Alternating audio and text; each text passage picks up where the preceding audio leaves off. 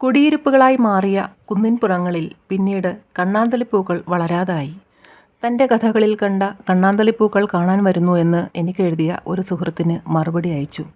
ഗ്രാമം കാണാം, പക്ഷേ ഇപ്പോൾ കണ്ണാന്തളിപ്പൂക്കളില്ല. ഗ്രാമവും മാറിയിരിക്കുന്നു. മലമക്കാവിലെ പ്രശസ്ത വൈദ്യൻ പരമേശ്വരൻ നായർ ഒരിക്കൽ വിജയഭാവത്തിൽ വന്നു പറഞ്ഞു, പാറയിടുക്കിൽ നിന്നും മറ്റുമായി 3 ചെടികൾ കണ്ടുകിട്ടിയിട്ടുണ്ട്. ഞാൻ വളർത്തുന്നു. ഇനി നാട്ടിൽ വരുമ്പോൾ കാണിച്ചു തരാം. അടുത്ത അവസരത്തിൽ നാട്ടിലെത്തിയപ്പോൾ മലമക്കാവിൽ ചെന്നു. കുറ്റിയേറ്റ കുടുംബത്തിലെ ദരിദ്ര സന്തതികൾ 3 പേർ മൺചട്ടികളിൽ വളരുന്നു. ഒന്നിൽ പൂവുണ്ട്. എൻ്റെ ഓർമ്മയിലെ നിറം ഇതല്ലല്ലോ എന്ന് സംശയിച്ചു. നനുത്ത ഒരു മണമുണ്ട്, പക്ഷേ പുന്നല്ലരി ചോറിൻ്റെ ഗന്ധമില്ല. മത്സരിച്ച് പ്രഭാതത്തിനു മുൻപേ എത്തുന്ന കുട്ടികളെ കാത്ത് കൂട്ടം കൂട്ടമായി ഉണർന്നു പുളച്ചിരുന്ന കാലത്തിൻ്റെ വിദൂര സ്മൃതിയോടെ ഈ ശോഷിച്ച വളർത്തുചെടികൾ മൗനഭാവത്തിൽ തലകുനിച്ചു നിന്നു. ഞാൻ ആലോചിച്ചുപോയി, എത്ര നിറങ്ങളാണ്, എത്ര ഗന്ധങ്ങളാണ്, എത്ര വിസ്മയങ്ങളാണ് എനിക്ക് നഷ്ടപ്പെട്ടത്. ഇന്നത്തെ കഥാലോകത്തിൽ നിങ്ങൾ കേട്ടത് MT വാസുദേവൻ നായർ എഴുതിയ കണ്ണാന്തളിപ്പൂക്കളുടെ കാലം എന്ന കഥ. അവതരിപ്പിച്ചത് ശ്രീമതി സരിത ഗോപാൽ. സമയം 6 മണി കഴിഞ്ഞ് 29 മിനിറ്റും 45 സെക്കൻഡും. ഇനി പ്രാദേശിക വാർത്തകൾ കോഴിക്കോട് റിലേ. ഇപ്പോൾ ഈ കഥയിൽ പറഞ്ഞ മലമൽക്കാവ് കാണാനാണ് നമ്മുടെ ഈ യാത്ര. നമുക്ക് ആ ക്ഷേത്രവും പരിസരവും ഒക്കെ ഒന്ന് കണ്ടുവരാം. എൻ്റെ വലതുവശത്ത് കാണുന്നത് ഭാരതപ്പുഴയാണ്. കഥയും കവിതയും ചരിത്രവും സംസ്കാരവും ഊറി ഒഴുകുന്ന ഭാരതപ്പുഴ. എത്രയോ അനശ്വര പ്രണയ കഥകൾ വെൺമണലിൽ എഴുതി മായ്ച്ചിരിക്കും ഈ മഹാനദി. നിളയുടെ നിത്യകാമുകനായ MT വാസുദേവൻ നായരുടെ കുഞ്ഞു ഭാവനയ്ക്ക് ഊടും പാവും നെയ്ത കൂടല്ലൂരും മലമക്കാവും ഈ നിളയുടെ പുത്രിമാരാണ്. ഇതാണ് മലമക്കാവ് എന്ന ഗ്രാമം. പാലക്കാടിൻ്റെ ഗ്രാമീണത, ഗ്രാമസൗന്ദര്യം ഇപ്പോഴും ഇവിടെയുണ്ട്. നോക്കത്താ ദൂരത്തോളം പരന്നു കിടക്കുന്ന പാടശേഖരങ്ങൾ. ഇവിടെ എവിടെയോ ആണ് MTയുടെ കണ്ണാന്തളിപ്പൂക്കൾ വിടർന്ന താന്നിക്കുന്നും പരിസരവും.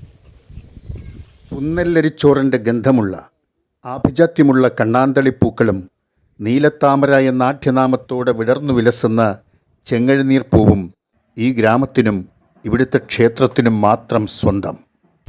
നീലത്താമര വിരിയുന്ന മലമക്കാവിനെയും ആ ക്ഷേത്രക്കുളത്തിനെയും നമുക്കൊന്ന് കണ്ടുവരാം.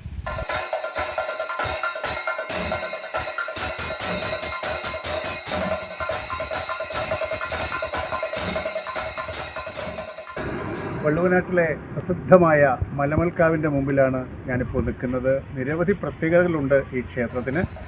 കേരളീയ ക്ഷേത്രശില്പകലയുടെ മഹിമയും തനിമയും ഗജരാജപ്രൗഢിയോടെ തല ഉയർത്തി നിൽക്കുന്ന ഈ ക്ഷേത്രത്തിന് 3 നൂറ്റാണ്ടിലധികം പഴക്കമുണ്ട്.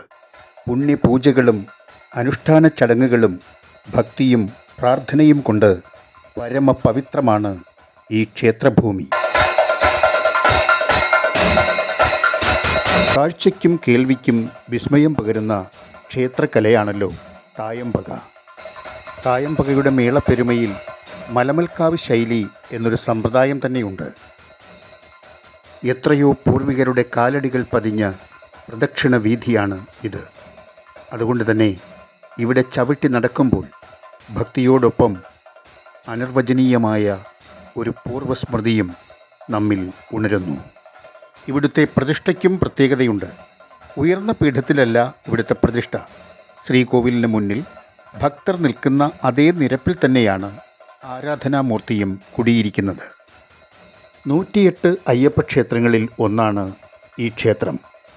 കിഴക്കോട്ട് ദർശനമുള്ള ഈ ക്ഷേത്രത്തിൽ അയ്യപ്പൻ, ശിവൻ, ഭഗവതി, ഗണപതി, മറ്റ് ഉപദേവതകൾ എന്നിവർ അധിവസിക്കുന്നു.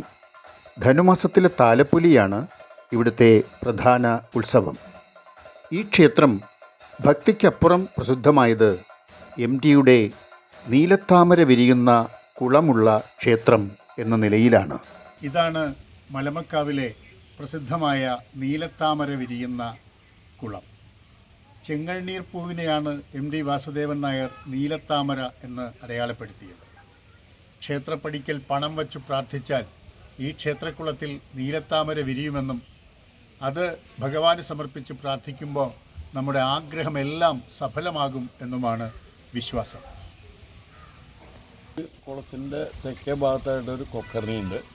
അതിനകത്താണ് ചെങ്കഴുനീർ പൂ വിരിയുക. അത്താഴപൂജ കഴിയുന്നതോട് കൂടിയിട്ട് തൃപ്പടിയിൽ പണം വെച്ച് പ്രാർത്ഥിച്ചാൽ മാത്രമേ ആ പൂ വിരിയുള്ളൂ.